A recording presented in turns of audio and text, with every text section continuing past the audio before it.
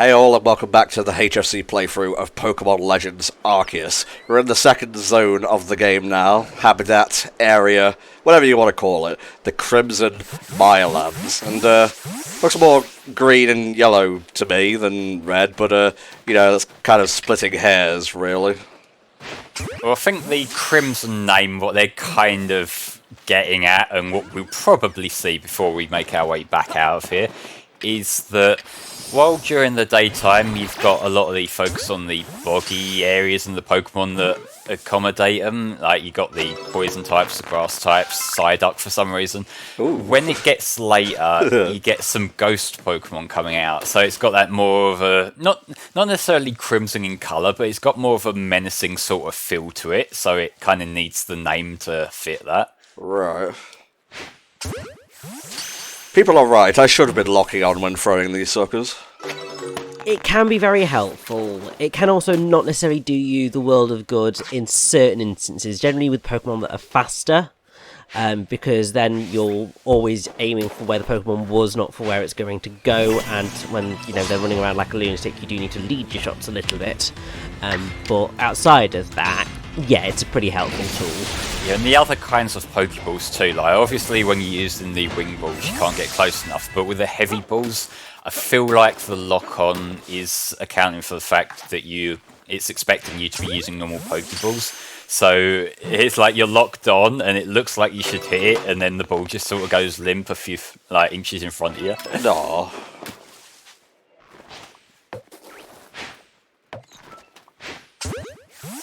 As proven by Tom here with the regular Pokeball. Deception. Is that what we're calling it? Okay. Well, I was throwing Pokeballs hither and thither to get it off the trail, okay? Oh, poor Kadabra. I haven't really been treating him right. He kind of got savaged by Cleavor and whatnot. Well, it happens. See, Kadabra's one of them Pokemon that he's very specialised. Like, if you need a good special psychic attacker, then he is fantastic. But in a lot of other situations, he's kind of a bit too fragile to be useful. Carnivine is always on the watch. Always watching. Except for that one time where James stuffed him in a box for years on end.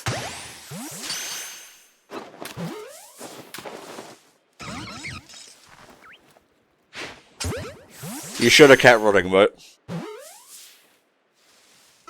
There you go. This is ethical. It is. Especially when you hit him in the back and it goes...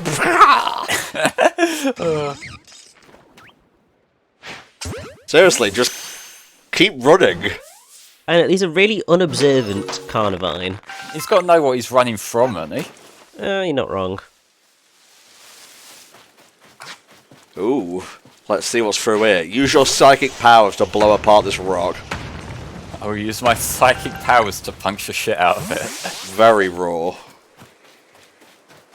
What level does Quilava evolve at? Oh, I think it's 36. Let me double check. Well, it's either 34 or 36. It's one of the two. And while I think that they did align all of the early evolutions, so the first stage into the second stage, I don't think they ended up aligning the second stage, third stage evolutions. So those still do happen at either 34 or 36, depending on the Pokemon. I just checked and it's 36. So that's consistent with the Johto Typhlosion as well. They generally are pretty consistent in that respect. But yes, we have Stunky here, and obviously Stunky means that they're also Skuntanks. Oh, good. My favourite Pokemon in all of Diamond and Pearl. Don't worry, there's Glameows and Puruglis later on too. I hate those too. Yeah, they're equally terrifying here as well. The more you list them off, the more I start to remember that, yeah, Diamond and Pearl did have some not so great designs. Oh no, it wasn't the design that was the problem, it was that, particularly with Purugly, Mars's Purugly in the, is it the weather place? Was terrifying. Yeah, it's in the Windworks, yeah. Oh. But you have to be prepared for it. You have to know ahead of time that you're going to need a strong fighting Pokemon. Oh, perfect. Yeah, you might get this, lad. I do like me and Onyx. Love Steelix as well. Go, random bullshit! And the fact that the evolution items are just usable like the stones rather than needing to be traded this time makes it much more manageable to get that Steelix too. Hell yeah. Oh, definitely. Or you can get incredibly lucky and just find one milling about, and that's how I got my Steelix. Actually, that's how I've gotten a lot of the evolutions. So, Electivire, that was one. There's just a random alpha hanging about. But Steelix, there's a random alpha. Bunch of others as well. The only ones, frustratingly, that don't seem to exist as random alphas out in the world are Skizor and the two Sneasel evolutions. Scizor can appear in the wild in the time-space distortion thingies. That's where I got my one from. That's basically where they throw all the Pokemon that wouldn't make sense being here. I remember that being one of the things that I saw certain Pokemon in the leaks before the game came out, because like I saw the models from the data mine and I was just thinking like, how the fuck is he here? And I am so glad that they did actually contextualize it rather than just falling back on bullshit powers there. It's Pooey. Oh, fuck yeah, Hippodon. I had one of these on my team for quite a while after coming to this area the first time. I think there's an alpha one around, maybe, I can't remember. But yeah, just having a good ground type Pokemon probably will help out. It will help out a ton. And actually, a lot of Pokemon seem to know ground type moves. Like all the Pokemon I've got on my team at the minute, so many of them randomly seem to know Earth Power, even the ones that aren't ground type. Yeah. Right now, I've just started the post game in my run. I have a Garchomp as my ground type.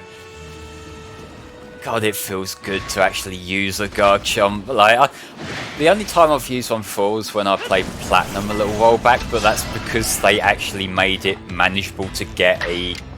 Like, is it Gibble the youngest one? Yes. Yes. They actually made it possible to get that a few gyms earlier than in Diamond and Pearl, which is a godsend because it's one of the things with Diamond and Pearl, the original games, that because the engine was so slow, because battles are so sluggish, the Sinnoh team happens not just because they give you those Pokemon early on, but because it's such a fucking chore to go back and grind stuff later. See that way that fucker turned to me, by the way? Like, you're next. Yeah. Wow, he wasn't sleepy enough for that. I think that's probably the one thing that I have with some of the different states in this, particularly sleep, is that obviously in previous iterations of Pokemon, sleep means they are out of action whilst that status is applied. But here it's a chance of hitting or not, same as like paralysis and all of that. And while it works, it would have been nice to have a slightly more consistent method of freezing a Pokemon from attacking. I think it's one of those things that where the game's not more realistic in a visual sense, but they're more realistic in that they're less of an abstraction of what's actually happening in the scene here. Having a Pokemon just napping while your Pokemon beating the living shit out of them wouldn't work as well here in this particular kind of battle system as when it's just a standard turn-based thing. So they've kind of had to adapt the mechanics a bit, so it's a bit less uncanny valley what's going on. Whew. Nice one. Damn, man. Now, one thing I will say is while we're here, I believe you got a male hippopotamus, the younger one. You want to get a female one too, because there is a mission for getting both of them. There is indeed. There's also a mission for getting both types of Shellos. there is. We won't be able to get the blue one for quite a while yet, so that's just something to bear in mind when we do get there. But I do believe you can get the pink one in this area, can't you? I'm not sure about this area. I know you can in the first area, but I can't remember if we did or not, honestly. Oh my god. Alright, you want to go? Let's fucking go. You barely fucking see him. What an asshole. I'm just minding my own business over here. I wasn't even targeting him. Her, even. I was just minding my own business, just beating up all the other Pokemon around, so Stunky has a reasonable excuse to worry that she's going to be next. Ah no, the Poogas within Poogas. Does poison wear off after a battle in Legends? Yes, I think so. If only because pretty much all of your statuses reset after a battle, apart from your health and your... I can't remember whether your PP resets or not, but definitely statuses reset. God, this is a big area. And I just saw a Ghastly and a Hunter. And Skuntank, that's an alpha. Oh no, I'm good, thank you. Go on, don't be a pussy, Tom.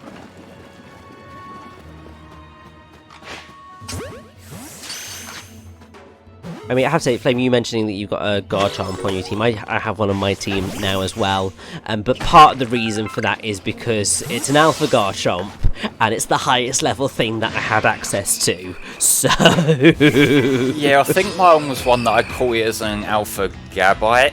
Oh, yes. That was just pure sheer luck. I think I got it with just a ball without even disturbing him once. It was like on my first thing, which that almost never happens with alphas. They have such a fucky catch rate in this, so that was pure luck.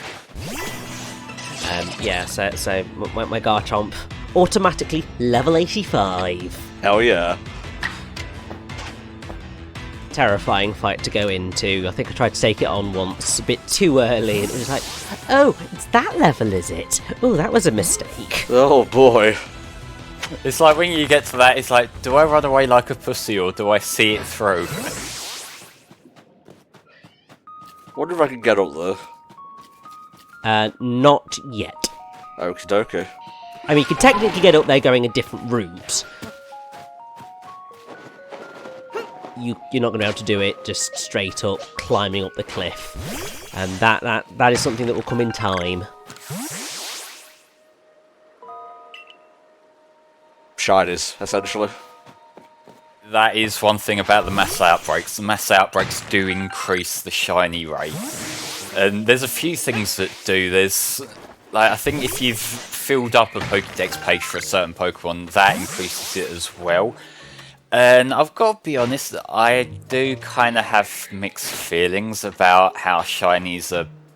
this isn't a new thing to this game, but over the last few games, shinies have been getting that little bit more common. There's been more and more modifiers coming in. It kind of does take the oomph away from just encountering a full odds one, I've got to say. Yeah, no, I get you. But equally, I suppose, it's just those quality of life features of... They're in the game, people want them, you might as well make it at least slightly easier than the ludicrous odds that they usually are at. Because you're just sort of pissing people off rather than actually helping them out. Yeah, but see, when it comes to quality of life features, I get that when it's either mandatory things in the game or things that, you're just gonna be doing in a typical playthrough. Yeah. Whereas I think the appeal of shinies, at least to me, it's always been that it's such a rarity, it's this unusual occurrence that happens. And so, the fun to me of getting a shiny whenever I've got any of my Zubats or Golbats, which, talking about shinies of a certain Pokemon in plural, I know, but the fun of that hasn't been that I've been spending hours looking for it, it's that I'm just going about looking for just battling Pokemon, and all of a sudden this Pokemon's a different colour, and that's what makes them cool to me. Yeah. And I get that there is a community of dedicated shiny hunters, but I don't know, I feel like even for them it must sort of make it a bit less special if they can, like, if anyone can just increase their odds that much easier. It's like the shiny charm, okay, it's like once you've filled the Pokédex, and that, like, you know, it's not many people are going to do that, so it's whatever. But like filling out an individual Pokemon's Pokédex page, if it's just your favourite Pokemon, you're probably going to do that anyway. Yeah, you're not wrong. Probably want to catch this. I don't think we have one of these Burmies yet. We do not.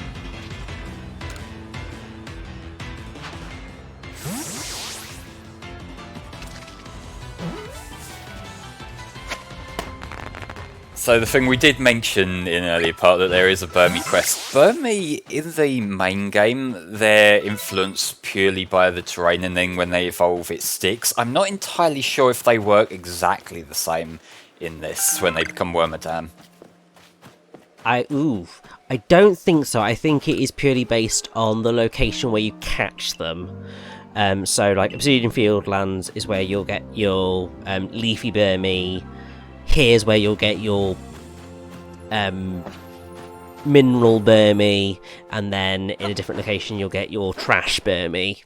Which, that's weird, because in the modern games, modern setting games at least, I don't know how to refer to them, I'll be honest, but like they're the ones that it turns into that when it's inside a building, so they've had to recontextualise that entirely. Yes, but it works. I mean, that's sort of, I suppose, in my head, going a level too far in terms of needing specific explanations of why things are the way they are. Because it's like, well, yeah, you've got different types of Burmy. I don't really care how they exist in this world. Just let them be. That is something that they do seem to have got over a lot, in that there's less emphasis on consistency between games than there ever was back in the day. They are a lot less afraid to just change things to the context, and I am glad about that. Like, it seems like in earlier games they would especially go out of the way to avoid any particular continuity errors, and I feel like that's why a lot of the Pokemon that evolve in weird ways would evolve in weird ways, because they would specifically want you to have to get an item that didn't exist in earlier games just to justify that you can't go back to, say, Fire and Leaf Green and get a Magnezone. Like, they kind of wanted that to be a thing, whereas by the time they got to Sword and Shield, it felt like they got over that, and oh yes, we got Teddy Ursa. You know, you're going to want to get them, as many as you can, really, just in case. Hell yeah. But yeah, basically what I was getting at is that it allows them to flesh out the identity of each individual game that bit more without having to worry about where it sits in the grand scheme of the entire series, and I feel like that's just an improvement. It was like a thing we had to get over eventually. Same with like the Dex cart, as much as I don't like to admit that.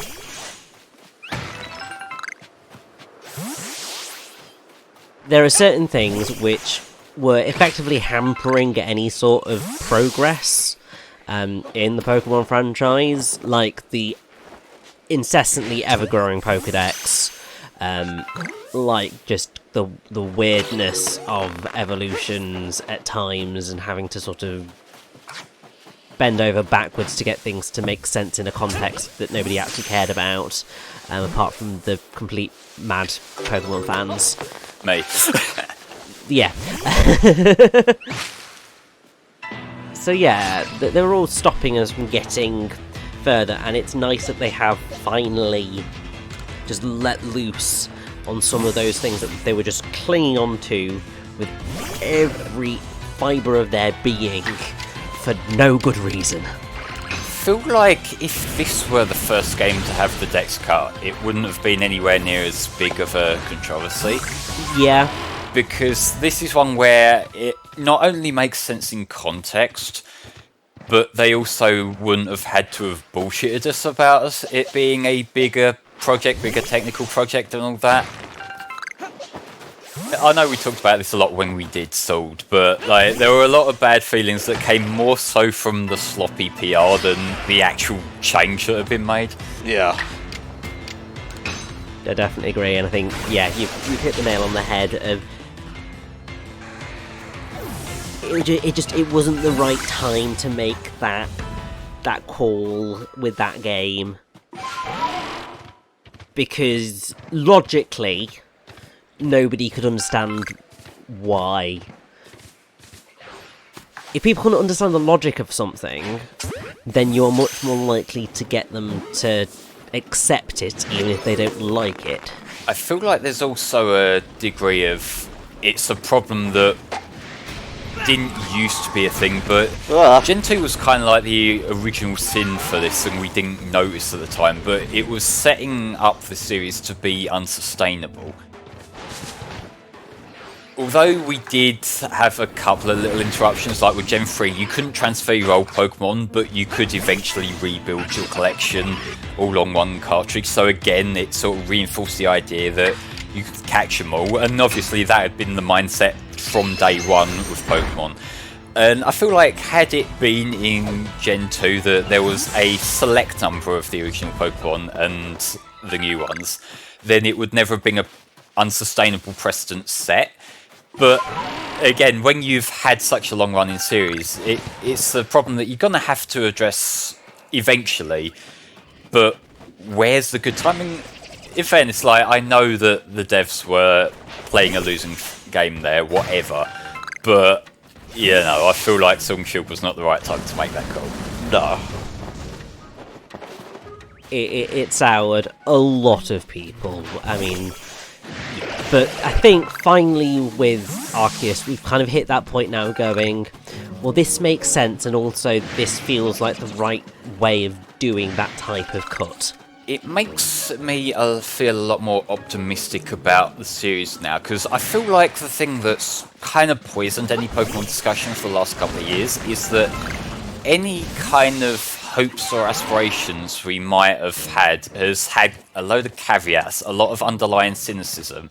And while, yeah, we can look at this game and go, some of the graphics are a bit shit, you know, there's still going to be a few issues here and there, but I feel this is a promising foundation. This shows that the fact that this has been successful, it shows that they can be a bit more experimental and it will still be profitable. Yes. Yeah. This is something that I hope we get a bit of a renaissance of the Pokemon spin-offs, the Pokemon side games now because of this. Because that's something we had a lot of in Gen 3. We had stuff like Colosseum and XD, which, while still being RPGs, had a different tone to them, different kind of gameplay style going on. You also had the spin-offs starting up, like you had the first few Mystery Dungeon games, you had Ranger, stuff like that. That was a very experimental period in Pokemon's lifetime, except that died off, like, from partway through Gen 4, and then there was nothing really by the time you got to Gen 6. It was main game, main game, main game, and that's probably why the main games were feeling a bit uninspired for a while as well, because it was like, there's a new generation every 2 years, and that really isn't enough time to flesh it out. And so, if like, there's a lot of people theorising that we might get news on Gen 9 soon, but if we don't, I don't really think that's a problem now. Like, there's still a lot of flexibility for other things they could do before we get a new mainline Pokemon game. Definitely. But also, like, to be fair, I would be fine with mainline Pokemon not necessarily having a return for a good few years. Like, just give us a break. Just give us a break, please. Yeah, and let's just see what's going to happen. I feel like there may be demand for mainline games yet, because we've talked about this earlier, but like, the VGC still revolves around Sword and Shield, and eventually competitive players will probably tire of that particular meta and they'll want something new. So unless they continue support, like official support for Sword and Shield past that, and maybe patch in a few new Pokemon later down the line, and maybe fill out the decks a bit more just so the competitive scene can evolve a bit, there probably will be demand for new traditional turn-based RPG Pokemon games purely for that demographic. Yeah.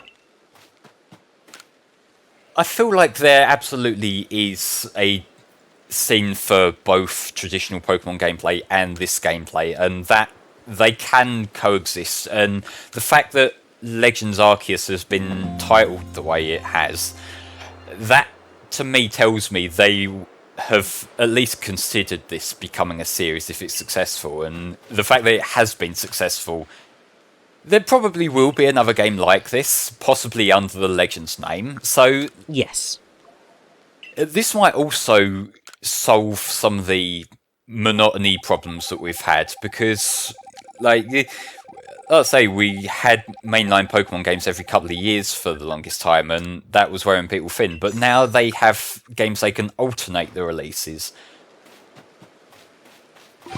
If Game Freak can properly divide their resources accordingly, then they probably could end up squeezing a bit longer of development time for each game. And no, Weird Ear can't swim, sadly. But like, yeah, basically I know I've been rambling a lot about this, but it kind of makes me feel a lot more optimistic about the series on the whole now, knowing that this has been well received and this has been successful. Oh, yeah. He was just minding his own business! I had to christen my new set of Pokeballs.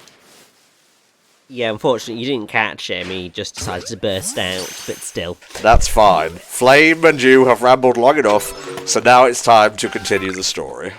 Yay! Finally, something else to talk about. I know. I'm kind of just going, I don't think I have any more topics right now, other than just going, I want to get back to getting my last few Pokemon. Okay. Another one for VG Advisor. Dodging is everything. I like that we get told this after the Cleavor fight. Ooh, a barrel. Ooh, a new person. Ooh, a cutscene. Alright, whose ancestor are you? This one's a little bit of a challenge. Yeah, I'm not sure about her. It is Mina. Oh, the artist, yeah, I see it now. Yeah, the fairy type trial captain in Sun and Moon. Yeah, who got a random cameo in Let's Go for no apparent reason, which was kind of bizarre.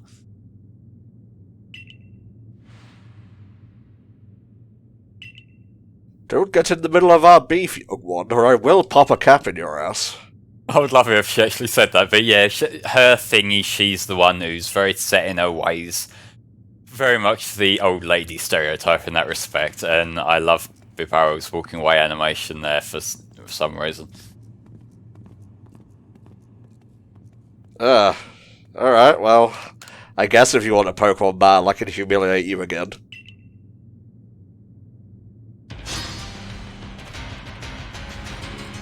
Let's go! I think it's kind of a shame that the Salation Ruins don't have the same sort of weird layout they do in Diamond and Pearl, because it was never really a dungeon, but it was one of them sort of puzzle kind of areas that you would have the instructions written on the wall, I think in Unknown, Yes. and that would tell you where to go. And again, that was a lot more relevant in Platinum because they put a HM down there, but they remade Diamond and Pearl.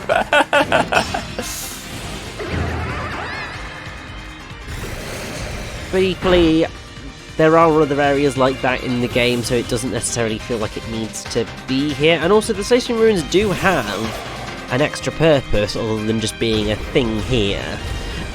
Because even though I don't think we've come across it yet, but we will do soonish, I think, is that one of the quests that you can... Well, it's not really a quest, but one of the things you can do in the game is you can try and catch all 28 types of Unknown. And they're just littered throughout the world, hiding in different locations. There is a clue system which gives you some idea of where they might be. But once you catch all of the Unknown, you can come back to the Salacian Ruins and catch as many as you like, and that's basically how you're gonna get shinies and all that jazz. In fairness, that was my fault for switching out twice. Okay. Fairy Wind, let's go. Yeah, you got the type advantage, you should be able to do this. Ball in. Nice to see you brought some more Pokemon with you this time, mate. Yeah, but still, it didn't really stand a chance.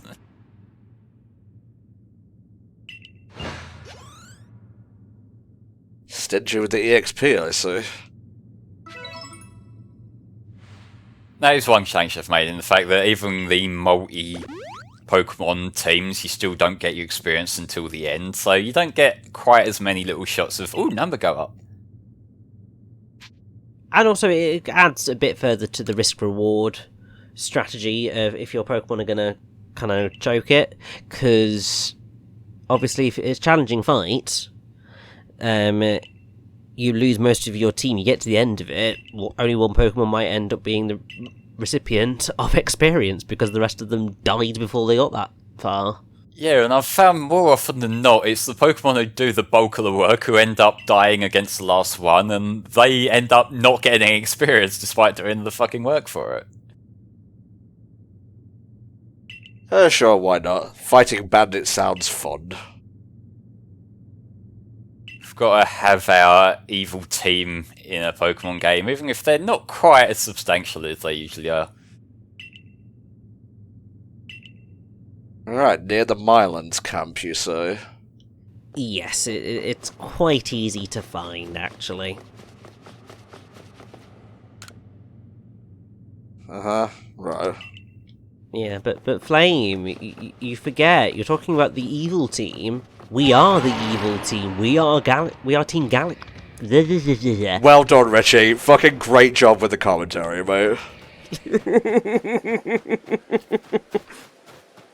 That's what we call getting tongue-tied. Just a little bit. Yeah, but that one, in fairness, is confusing because in Diamond and Pearl they did localise Team Galaxy as Team Galactic, but they didn't here. And I don't know whether they're trying to downplay the correlation or not there. Like, I don't even know whether there was intended to be one other than a neat coincidence, but you know, like, it might be a thing where they're like, okay, maybe let's just have it as more of a fan service nod than explicitly this team goes on to inspire these villains. Right.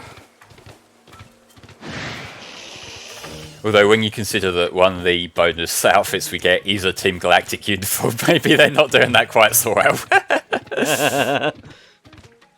I get so nervous whenever you run over that bridge with Weirdeer because of how often I've slipped off of it. It's fine. Now, they said near the Mirelands camp. That doesn't mean I have to go back and talk to people, does it?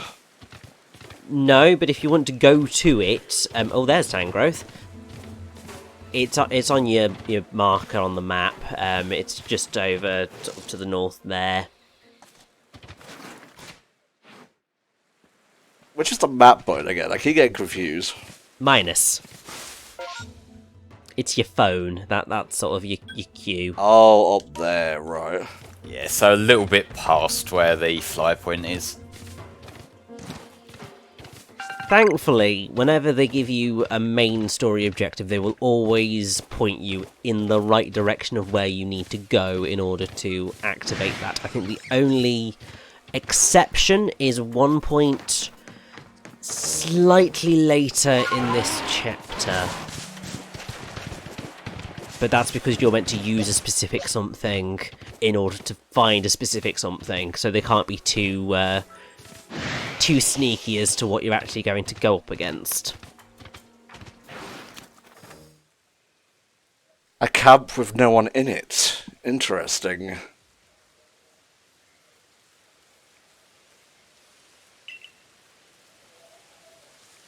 They realise starting a campfire in the rain doesn't work out too well. Oh, Jesus. 3 for the price of 1. Cameos galore. So we have Candace, we have Saturn over on the right, and the one in the middle I think is supposed to be Agatha, but I've seen some people say that it's Bertha too, so I'm not entirely sure. I think the logic is that she's intended to be Bertha primarily, because the hairstyle is the same, and also Bertha was in Diamond and Pearl. But I think other people have also said Bertha and Agatha, because there's a couple where you kind of look at them and you go, could be 2 of you. For example, Pestle, who is in the headquarters, who I don't think we've actually spoken to yet. She is quite clearly an ancestor of Nurse Joy, but also Mira, who's one of the ally characters that you can meet up with in Diamond and Pearl. Right. So there's a couple where there are seemingly dual ancestors, but I think primarily they're aiming for Bertha here, because obviously most of the ancestors that we come up against are all Diamond and Pearl specific characters. Well, the Mira character is a lot more obvious in the 2D artwork than in the model, and that's partially because there is artwork for not in the nurse's uniform, and then it just, like, that is Mira, basically. It's better to be a bomb in the field than actually have a job. If you say so, I guess.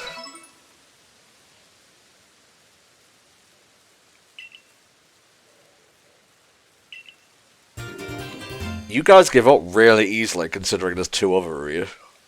Well, they saw that we got a Kadabra, and it's starting to rain, and I'm tired, I want to go home, so yeah, just take it.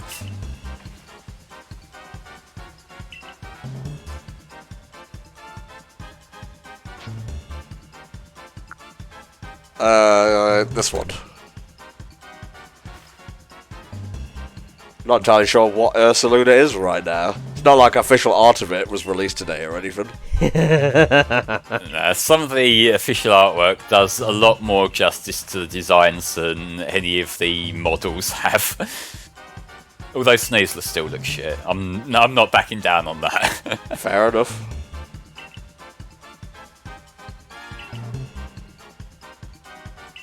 Gonna fucking stab me in the middle of the night, you watch.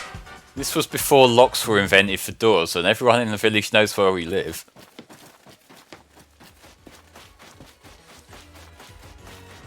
Get some stuff while we're here.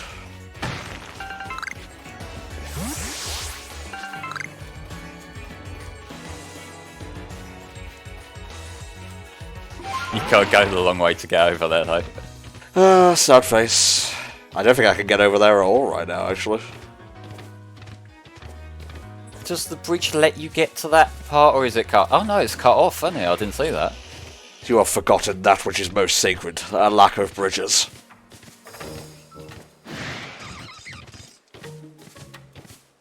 I was about to say, where we're going, we don't need bridges, but we definitely do, because otherwise, you know, this is going to be insurmountable. Tra-la-la-la-la, hello. We don't have a nice, easy way of crossing bodies of water just yet. No, not just yet, good old Rich. Hello.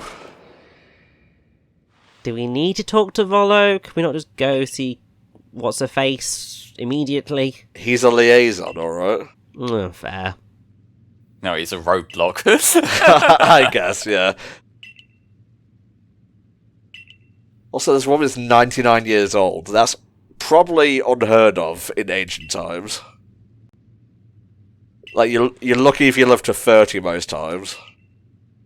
Yes, although the thing that I'm just going to throw in there as a little nugget of madness is that when you're dealing with people of legend, in those instances you tend to get some slightly ridiculous ages, like I want to say Arthur was meant to be like 130 by the time he actually died. Oh, he has a magical sword. But then it's the same for sort of his fellow knights and all of that, and similar old kings of the world. They often apparently lived to incredibly old ages.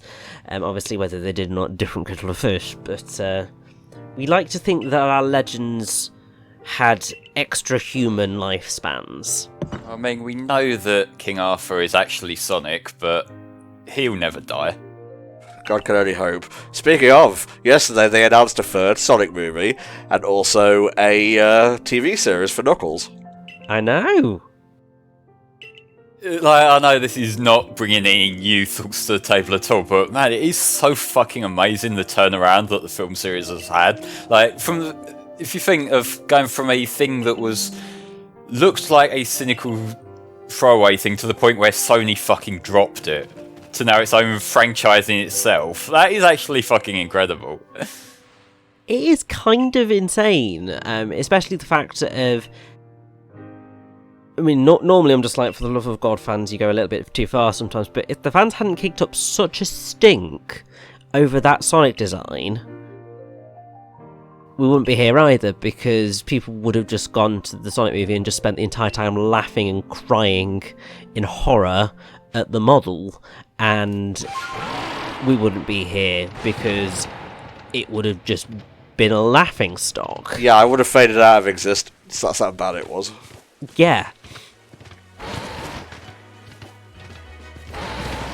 It's great to see, actually, because obviously Sonic is a well-beloved franchise, and while obviously game-wise it hasn't been treated nearly as well as it should have been as of late, it's still nice that, you know, it's getting some love and getting some good content again. Well, we say that, but Frontiers looks like it's at least something a lot more ambitious, and that's a bit of a trend I've noticed in this year that I'm really happy about, is that we have this game, Pokémon Legends Arceus, we have Sonic Frontiers, and we have the new Kirby game. We've got a lot of these long-running series that are very much coming out of a comfort zone they've built for themselves. I'm absolutely here for it, you know, like, I really want to play the new Kirby, and I've seen how well Legends Arceus has done, so it's like, you know, it feels like a lot of developers on the whole, and a lot of publishers are more open to new ideas, which you could argue in some cases, like, people have been asking for 3D Kirby for years and that, but it's actually happening. A lot of these things that people have been asking for a long time are actually happening now. Yeah. So it's like we're getting this whole extra dimension of all these different franchises, and if these all do well, then that extends further to other franchises that maybe have got a bit more comfortable lately as well. Yeah, and that ultimately leads to just a very exciting place, because it means that with people being more willing to be experimental, it means that everyone's going to push further to hopefully create better and more exciting games.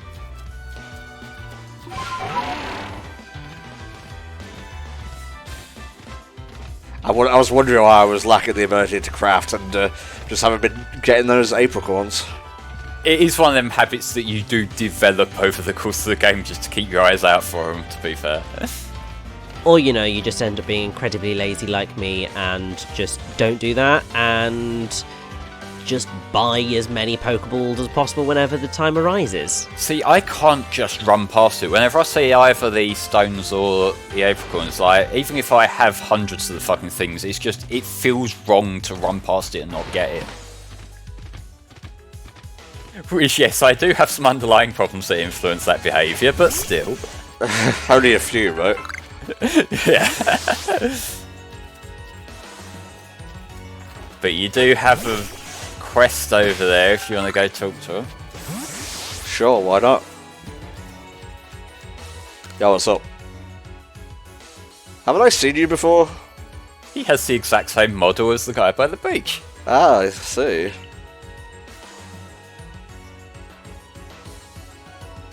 Oh, yes. So, one of the things that will happen in basically all of the areas after the first is that there'll usually always be a quest to go and help set up a new camp, rather than it just automatically happening like it did in Obsidian Fieldlands. You've got a way of sort of expanding your reach throughout the world. I was wondering why there wasn't any other camp around. Gotta make it ourselves. The things you relearn after not recording for a week. Yeah. Leave it to me. I'll out-fart these fart monsters. It's fine, we've already dealt with a handful of these already. Yeah, they're not that terrifying.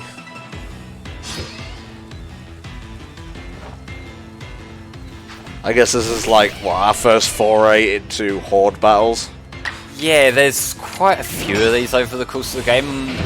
I didn't see the numbers for this one, but usually what you find is that the centre one will be quite competitively high level. Maybe not in this case because it's only 20. Yeah, usually when you get a hold, it's like 1 high level one and 2 much lower level ones. I guess these are all 20 unless that one guy on the left's a bit lower or something. I think usually because the two key examples of sort of standard horde type battles that you run into are whenever you are facing either Adamant or Irida, because they don't use Pokeballs where they come from. So all their Pokemon come out at once. Most of the other horde battles that you're probably going to run into are just naturally occurring ones where you just happen to enter a fight with another Pokemon at the same time as other Pokemon are in the vicinity. And then they'll obviously join in on the fight, so that can end up in a very variable amount of levels. But Flame's definitely like the standard of when it's like an automatic battle that you're going to have to face is usually 1 higher level and 2 lower levels, just to be annoyances on the side. Yeah, which, to be fair, that's better than 3 higher level ones, given the way the turn order works. You are getting at least 3 hits in on your Pokemon before you can do anything. Reminds me a little bit of the totem fights, especially in Ultra Sun and Moon. They were a bit annoying because they had partner Pokemon.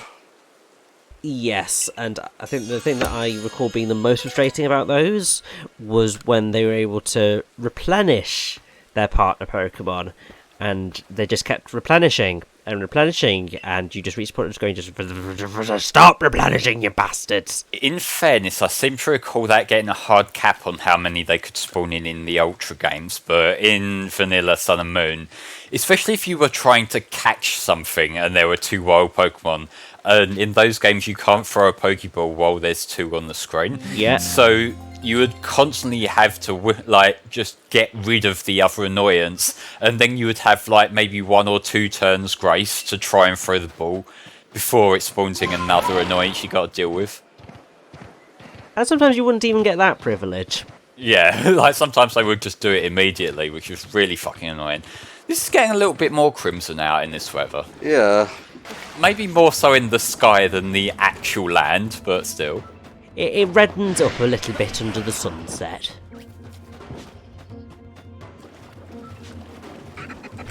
I need a female one here. Where is she? Ah, Jesus! I think you actually already caught a female one and a male one. Really? I think you did, just without realising it. How do I check this exactly? You would need to go to your camp, Okay. speak to the guy who has everything, and say, I want to see my Pokemon. That'll allow you to check all the Pokemon in your pasture. And then you'll be able to see there, but I'm pretty sure you have got both types. Let's see if Richie's wrong, or if he is, in fact, correct. Yep, you got both of them. Neat. I suppose you could keep your eye out for a female Hippowdon if you don't feel like evolving that other one later on. Yeah, but obviously that's just going towards completion. I kind of want to put one of those hippos in the pie. That's fair. But also, we might get another ground type soon, so who knows. Yeah, well, you've got plenty of options, don't you?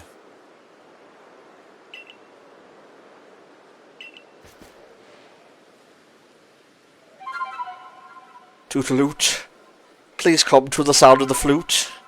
Can these people learn another song, please? I know the reference they're going for, but I do kind of wish each of the different Pokemon would have their own little song you play for them. Agreed. It doesn't really make sense that they all respond to the same one. The reason that it would have been cool would have been because it would have been like that little Ocarina of Time reference of going collecting all the songs. Oh yeah, but Ursaluna here, I love this guy.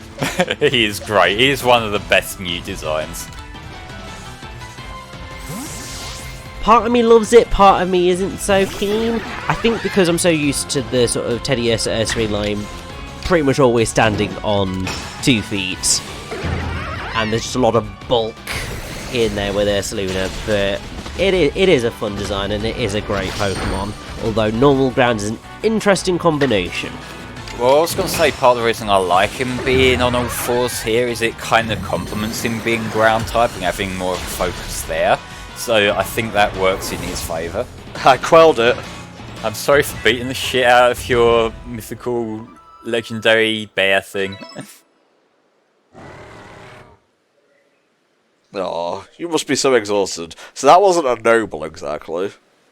No, and as we will shortly find out, I think, while Kalaba thought that Ursaluna was kind of filled with the same fury and rage as the noble Pokemon, wasn't actually. It was just doing something completely different. Right. Jesus, it's massive. It's huge. Which makes it very helpful for riding it. Oh.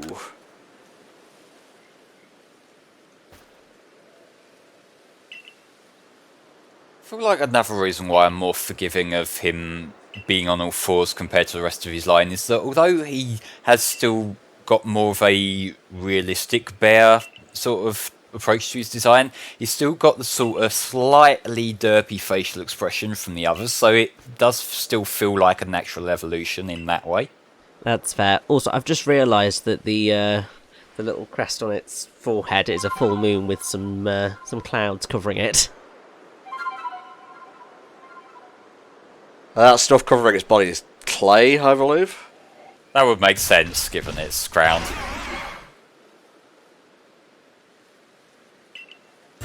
Yeah. Piece of chocolate. Oh, fuck my teeth. Dentists in this era are unforgiving. Yep.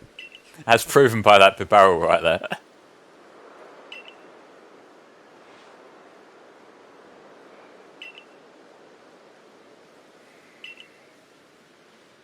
I'm gonna ride a bear.